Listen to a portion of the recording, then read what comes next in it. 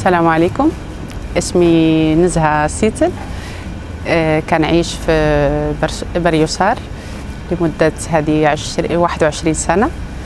عندي 3 أطفال، وأطفالي ب3 يمشيو للمدرسة الأوسكرة. يعني الحمد لله ما لقينا صعوبة، ما واحد اللغة يعني بيتكلم بها الناس هنايا في الشمال الأساسية، يعني بحال الإسبانيول. وعلاش لا، يعني فكرنا ندخلوهم الأوسكرة. الحمد لله مزيان. في الأول كنت خايفة يعني من الأوسكرة، عيجيهم صعب عليهم لأن احنا ما كنتكلموهاش وهذا، ولكن الحمد لله الأطفال كيتعلموا بسهولة، ما عندهمش مشاكل في التعلم. وملي كيكون عندنا شي مشكلة يعني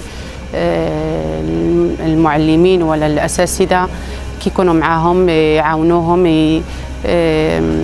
فين عندهم المشكلة يرد لهم البال يعني، ويساعدوا، عندهم المساعدة في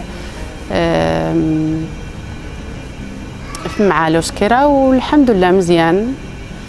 ولهذا لأن كنعيشوا هنايا، علاش لا ما يتعلموش الإسبانيولية؟ الحمد لله كيهضروا عندنا في المنزل بالعربية وباسبانيول والباسك.